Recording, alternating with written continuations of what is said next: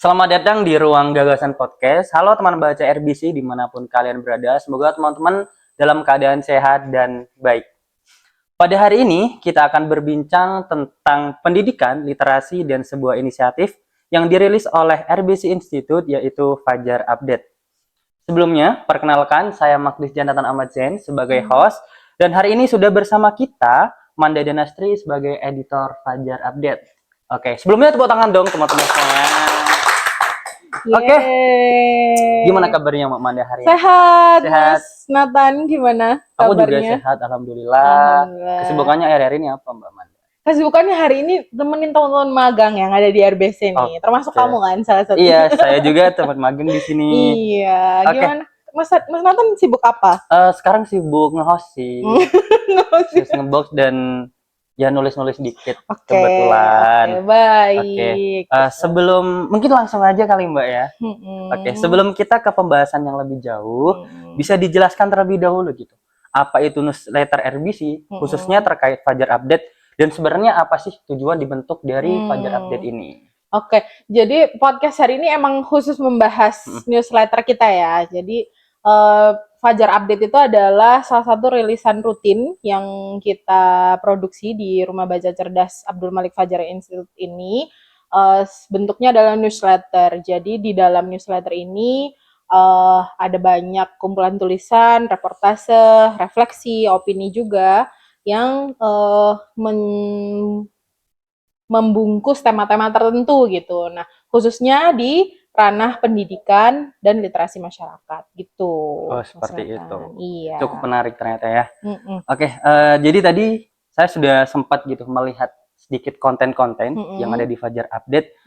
Ternyata Fajar Update ini tidak hanya menyampaikan sebuah informasi, tetapi juga gagasan dan juga refleksi gitu. Yang menjadi pertanyaan adalah, apakah sejak awal newsletter ini memang diarahkan untuk hal tersebut atau ke hal yang lebih luas lagi begitu? Jadi kalau bisa ditarik, alasan utama mengapa kita memproduksi newsletter ini adalah tentunya untuk menjaga nilai-nilai luhur Bapak Abdul Malik Fajar gitu. Pak Malik itu kan dalam dunia pendidikan punya banyak inovasi begitu ya. Ada banyak ide, ada banyak kebijakan yang selama beliau menjadi tokoh pendidikan di Indonesia. Kemudian di dunia keagamaan beliau juga orang religius yang luas begitu. Dia bisa merangkul semuanya. Jadi secara inklusif beliau bisa masuk ke berbagai lapisan masyarakat. Nah, dari berlatar belakang dari dua hal tersebut, akhirnya kami ingin terus melestarikan gitu ya nilai-nilai yang Pak Malik Fajar sudah titipkan dan tinggalkan kepada yayasan ini supaya tetap bisa diakses secara terus-menerus oleh masyarakat luas gitu. Jadi newsletternya diproduksi untuk mengemas hal tersebut, tidak hanya dalam tema-tema literasi tapi juga ke masyarakat dan secara umum gitu. Oke, jadi memang Pak Malik ini fisiknya udah istilahnya udah nggak ada gitu ya, Iya, tapi nilai-nilai ilmu-ilmunya tetap bisa kita akses gitu ya. Betul sekali. Oke, mungkin bisa lanjut ke pertanyaan selanjutnya. Kalau kita berbicara tentang literasi, karena kan Pak Malik ini sangat erat ya kaitannya dengan literasi begitu. Sebenarnya apa sih yang dimaksud dengan literasi gitu? Karena teman-teman itu banyak yang memahami literasi itu hanya soal membaca dan juga menulis gitu. Apakah makna literasi ini memiliki makna lebih dalam gitu? Iya. Sebetulnya nggak ada yang salah dari menganggap bahwa literasi itu membaca dan menulis, tapi literasi tidak hanya dua hal itu gitu. Ada banyak hal yang bisa kita dapatkan dari literasi sendiri, itu sebuah label dengan skup yang sangat-sangat besar literasi itu. Dan dalam dunia literasi itu pasti melibatkan proses belajar dan pendidikan di dalamnya. Nah, dan pendidikan itu tujuan utamanya adalah menuju kebijaksanaan. Nah, dalam mencapai kebijaksanaan tersebut itu pasti akan mempengaruhi bagaimana cara kita berpikir, bagaimana cara kita bertindak, bersikap gitu ya. Sehingga itu juga akan pasti mempengaruhi sifat diri kita sendiri dan interaksi kita terhadap orang yang ada di sekitar di sosial gitu. Jadi literasi itu skupnya luas dan lebar sekali. Jadi memang ketika seorang itu memiliki literasi yang cukup tinggi, maka yang bisa dipastikan mereka ini memiliki kebijaksanaan yang cukup baik begitu ya Mbak ya. Iya, betul. Benar Harapannya ke banget. sana. Oh, Makanya literasi itu harus selalu diakses ya, benar. teman-teman. Oke. Jadi baru-baru ini Mm-mm. itu kan dunia lebih tepatnya sedang memperingati International Day of Oh Education ya, betul. pada tanggal 24 Januari gitu. Mm-mm. Nah, menurut Mbak Manda ini seberapa penting sih peringatan ini bagi kita gitu, terutama dalam Hmm, konteks bangsa Indonesia? oke. Di International Day of Education di 2026 ini tuh kan tema yang diangkat adalah the power of youth gitu ya. Hmm, eh Fokus UNESCO pada tahun ini tuh emang untuk menyoroti peran anak muda, anak muda ya. maksudnya manusia dewasa di bawah usia 30 tahun Mm-mm. untuk bisa berperan penuh terhadap edukasi atau pendidikan di lapisan dunia manapun gitu. Namun di sisi lain yang menjadi korban sulitnya akses pendidikan, sulitnya akses literasi itu juga di usia yang sama, Iya. usia remaja dewasa hingga anak-anak gitu. Jadi karena kesenjangan tersebut gitu ya, karena masalah tersebut akhirnya kalau saya baca dan pahami, UNESCO memang menginginkan peran ini bisa digalakkan lagi gitu, Oke. utamanya di usia-usia seperti kita kan Mas Nathan juga masih Iya, mahasiswa, masih saya juga mahasiswa. masih muda gitu ya, kita semua kan masih muda nih gitu, itu ada langkah apa yang bisa diambil karena kalau semisal literasi itu tidak bisa dijangkau oleh manusia ya, tentu aja itu akan membuat semuanya jadi susah gitu. Iya, iya. Apalagi sekarang kondisinya banyak anak dan remaja yang menjadi korban konflik ya kan. Belum lagi apabila dia seorang imigran, nah itu Iya.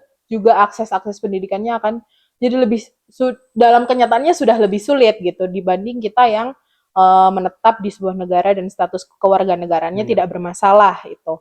Terus kemudian eh, peran ini kalau semisal tidak melibatkan inklusivitas, tidak melibatkan keadilan Yap. dalam prosesnya, otomatis proses pendidikan di lapisan dunia manapun itu tidak akan tercapai dengan Mm-mm. baik, dengan ideal gitu. Akhirnya ya problemnya akan terus menjadi lingkaran setan dan tidak selesai gitu. Iya. Eh, dari penjelasan Mbak Manda tadi, Mm-mm. yang saya tangkap International Day of Education untuk tahun Mm-mm. ini berarti berharap gitu para anak-anak muda, khususnya Mm. para Gen Z gitu ya, yang Mm. memiliki kreativitas yang cukup tinggi, diharapkan memiliki ide untuk bisa meningkatkan literasi di seluruh dunia begitu ya Mbak ya. Setidaknya mereka bisa lebih perhatian terhadap akses yang Mm-mm. dia dapatkan sih gitu. Oke.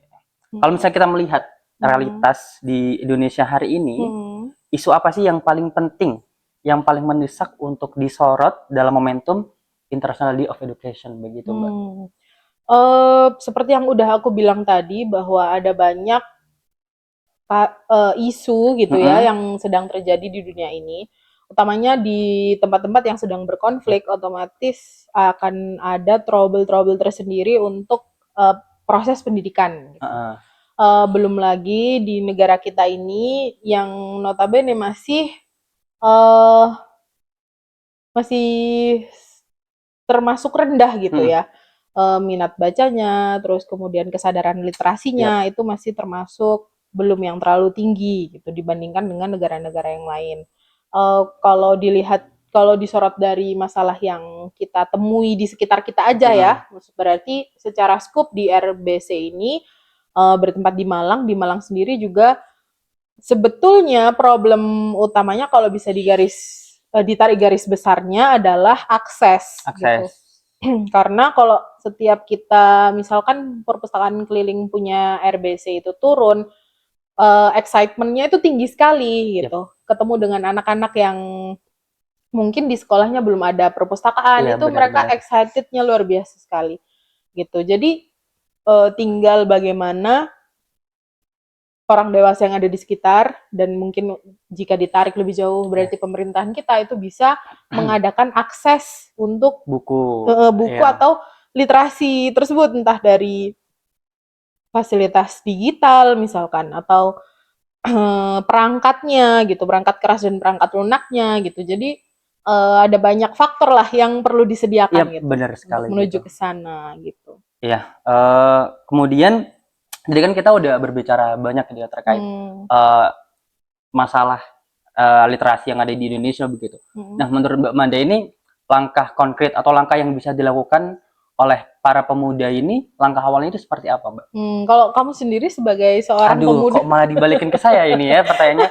Kalau misalnya saya sebagai hmm, mahasiswa sendiri, untuk hmm, langkah kecilnya itu hanya ya sekedar merepost postingan-postingan yang bermanfaat di Instagram, yang hmm, menarik. Karena hmm, kan ya itu tadi pasti banyak gitu teman-teman yang istilahnya buku yang ada di Indonesia cukup mahal gitu Mbak ya. hmm, Jadi untuk bisa mengakses bacaan-bacaan ya bisa dari konten digital seperti itu. Mungkin itu iya. sih Mbak kalau dari aku. Eh, iya, at least ya, At least, at at least least. membaca, betul ya nggak sih? Untuk remaja dewasa, utamanya yang sudah punya kesadaran dan utamanya yang sudah punya akses Yap, pendidikan nih, seperti yang sedang berkuliah di perguruan tinggi, yang lagi SMA, SMK dan seterusnya itu setidaknya punya kebiasaan membaca. Tapi memang harga buku di Indonesia mahal banget sih. mahal Kalau banget dibandingkan dengan di luar negeri. negara yang lain itu, kalau negara lain itu buku itu seharga segelas kopi. Benar-benar. Nah, sedangkan segelas kopi di Indonesia ini kan let's say 20 ribuan. Nah, buku kita tuh nggak 20 ribuan gitu loh. 90, 100 Iya, lebih seenggaknya tuh begitu. 60 ribuan kan Iya. untuk dapat buku yang dalam tanda kutip bagus gitu. Nah, itu juga jadi salah satu faktornya. Mm-mm. Karena akses itu tadi kan, dengan harga yang Akses. mahal otomatis aksesnya tidak semua bisa mengakses gitu. Yap. Itu Oke. sih. Kemudian Mm-mm. mungkin sebelum ke closing gitu ya Mbak ya, Mm-mm. ada satu pertanyaan gitu. Mungkin dari teman-teman audiens atau Mm-mm. teman-teman baca RBC begitu, Mm-mm. ada yang penasaran begitu. Mm-mm. Mereka ingin ya membaca ataupun ingin terlibat langsung dalam Mm-mm. project Fajar Update ini. Mm-mm. Bagaimana gitu cara-cara atau cara teman-teman yang mungkin bisa mereka lakukan untuk bisa mengakses Fajar Update ini begitu. Oke, jadi newsletter kita ini teman-teman kita rilis rutin dan kemudian bisa diakses. Oke, Yang paling gampang itu mungkin lewat Instagram kita. Instagram. Di Instagram itu pasti kita akan share link untuk mengakses newsletternya. Karena newsletter ini 100% gratis ya teman baca. Jadi bisa banget diakses tidak hanya edisi yang rilis Yap. sekarang, tapi juga edisi-edisi kemarin itu semuanya bisa diakses secara online.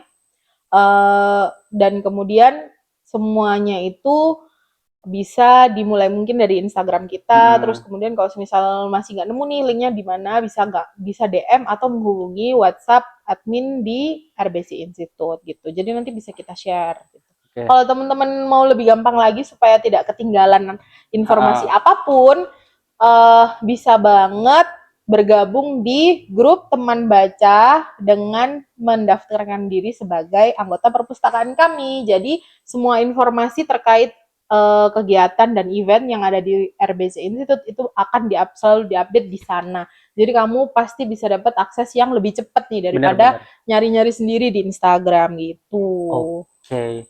Oh, kalau misalnya tadi kan dibahas tuh, ada beberapa Mm-mm. edisi-edisi gitu ya. Mm-mm. Kalau boleh tahu sekarang Fajar Update udah mencapai edisi keberapa tuh, Mbak? Sekarang udah masuk ke volume berapa ya terakhir tuh? Kalau volume 4 ya, 4 ya. volume 4 di bulan Januari ini. Volume 4 ini di tahun 2026 menjadi yang ke berapa ya? Rilisan ke-6 kalau nggak salah di sepanjang program Oke. terbaru gitu. Karena kan ada pergantian kan sebelumnya. Dan ketika saya masuk sebagai karyawan di Rumah Mm-mm. Baca Cerdas ini juga ini sudah newsletter kelima yang saya urusin. Jadi lumayan cukup konsisten RBC ini merilis newsletter tersebut gitu.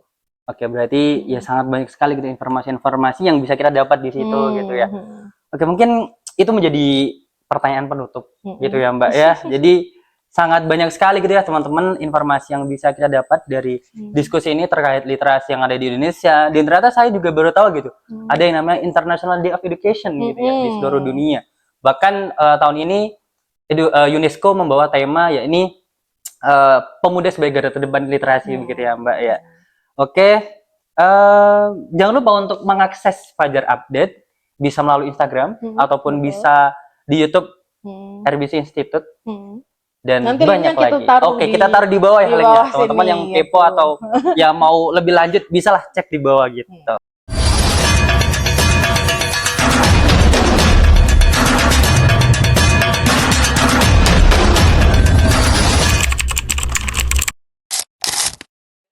Oke, mungkin sebelum ditutup podcast kali ini ada gitu closing statement dari Mbak Manda buat teman-teman RBC. Oke, buat teman-teman baca RBC dimanapun berada, jangan lupa akses newsletter terbaru kami, Fajar Update, bisa melalui Instagram atau link di bawah di deskripsi YouTube ini, atau nanti bisa akses di segala sosial media RBC Institute dan DM aja, nanti kami kirim newsletternya ke kamu gitu. Jadi jangan lupa membaca dan jangan lupa kunjungi RBC juga di Perumahan Permata Jingga. Jangan lupa cicipin kopi di kafe kami dan mengunjungi perpustakaan kita. Terima kasih. Terima kasih. Gitu. Oke, udah cukup ya Mas closing statementnya. Mari kita tutup bersama-sama. Terima kasih ya teman-teman. Terima kasih teman-teman semuanya. Oke. Sampai jumpa di episode selanjutnya. Bye-bye.